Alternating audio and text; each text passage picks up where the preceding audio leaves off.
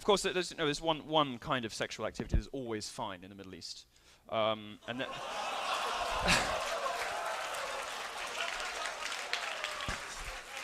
shouldn't.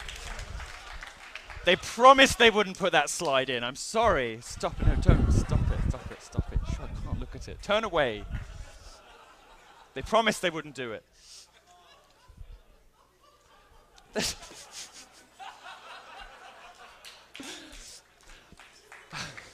I'm gonna die. They're gonna get me.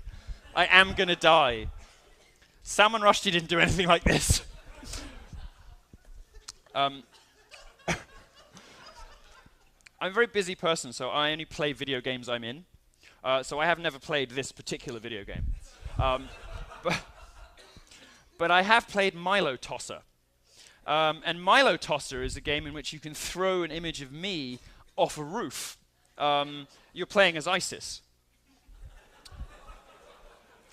Now, I think it's quite interesting and funny, and like all the best games, like all the best humor, like all the best art, it draws attention to awkward things that we have to consider, bigger questions.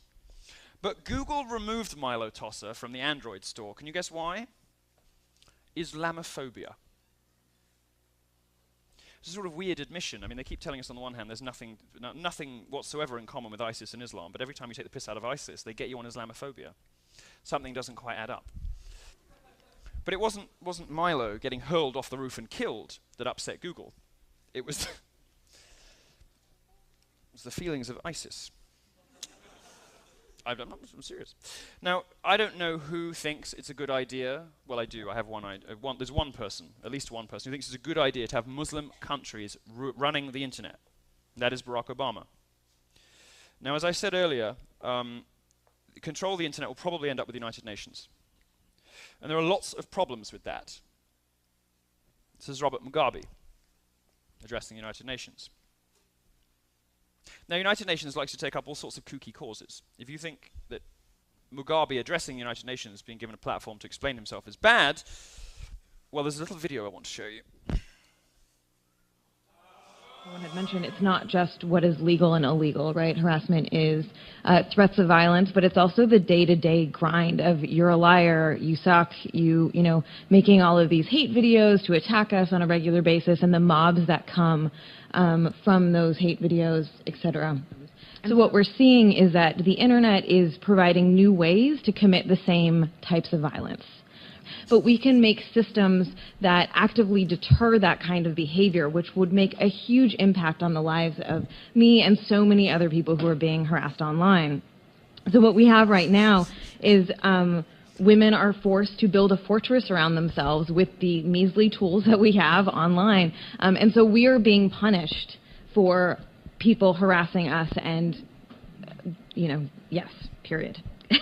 And so we need to really think about how we create this larger cultural shift, taking into consideration society at large, taking into consideration tech platforms, taking into consideration laws, so that people, like all people, can engage online and fully participate without fear of intimidation and violence.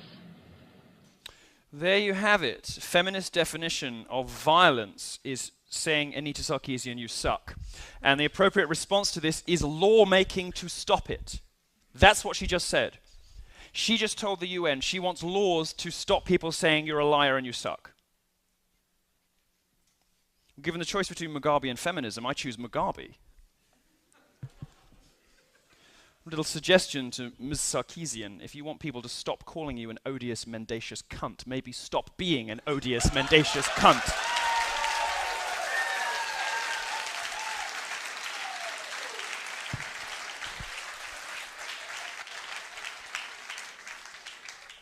What unpleasant words Anita Sarkeesian gets on the internet have nothing to do with her gender and everything to do with the fucking horse shit that spews out of her mouth.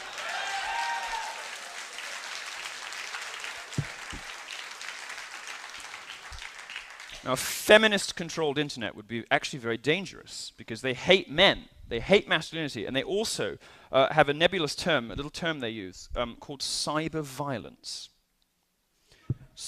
No, I mean it. Cyber violence like online harassment and a number of other terms cooked up by these guys, is defined as anything that hurts a feminist's feelings. So you can go out and you can say what you want, you can hurl the most appalling abuse at anyone you don't like, whether it's straight white males or whatever. And they just got to take it. You create this environment of bitchiness and nastiness, and they've just got to put up with it. Because if they respond in kind, that's violence. Chinese censorship is almost better than that, because at least you know where you stand. In their case, you only have to worry about the Politburo's feelings. And you know what they think about things. It's impossible to gauge whether a feminist will suddenly announce she's offended by something. They're offended by everything. They're offended by air. Offended by shoes. Microaggressions. You know what microaggressions are? This sort of no, they don't fucking exist. Who is it? I didn't come up with this joke, and I'm very mad that I didn't. Some comedian said, what are microaggressions? If they're so micro, stop fucking going on about it. Of course they don't exist. It's just a way for unhappy people to try to make you as unhappy as they are. In late 2015, the UN put out a barking mad report called Cyber Violence Against Women and Girls, a global wake-up call. And it said, I'm going to quote this, it said, a cyber touch, a cyber touch a cyber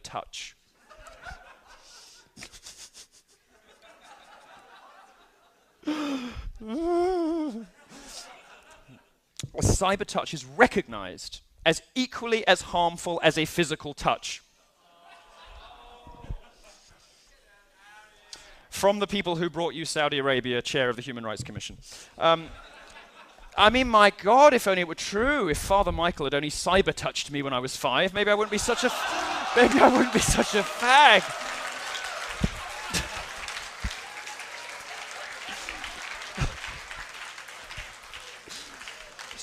I only wish it were true.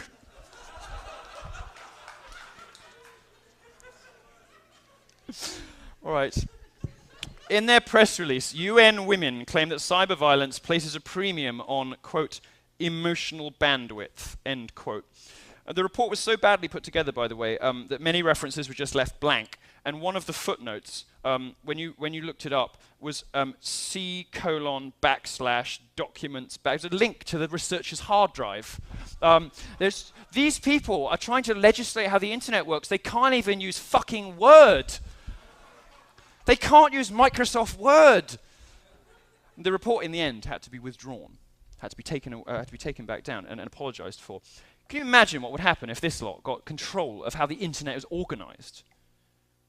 We have to hope beyond hope, that their incompetence is stronger than their will to censor, which might just be the case. After all, the UN is notable for fucking up everything it sticks its nose into. Many examples of the UN fucking up over and over and over again.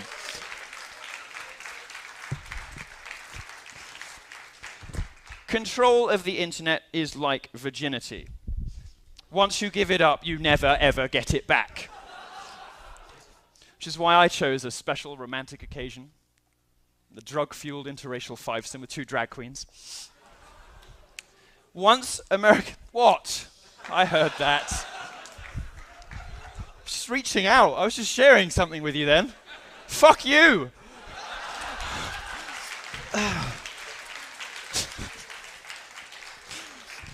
America must retain control of the internet. Please do what you can. Complain to whoever you can. Talk about this because nobody else is. This is a really, really important subject.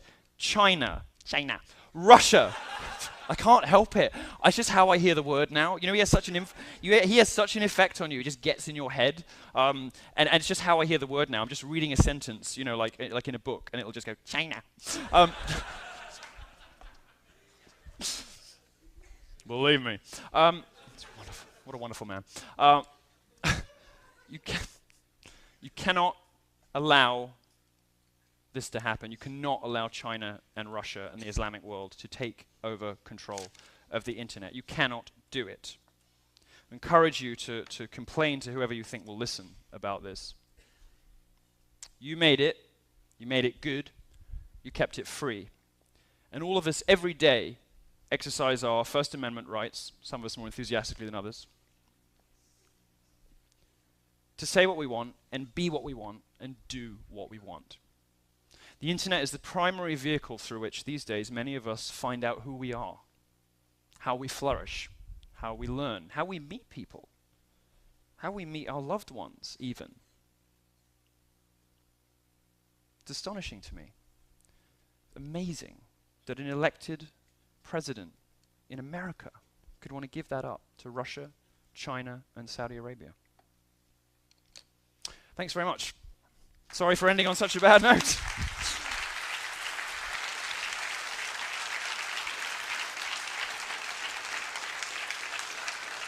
Thank you very much. Thank you.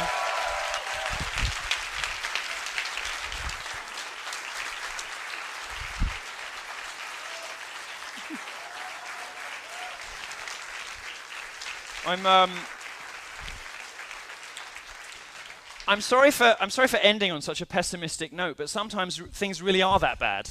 I'm happy to take questions about more cheerful subjects. How does that work? Here. There's two microphones at the front. If you have any questions, I'm happy to take a couple on this subject or any others. Hi, go ahead.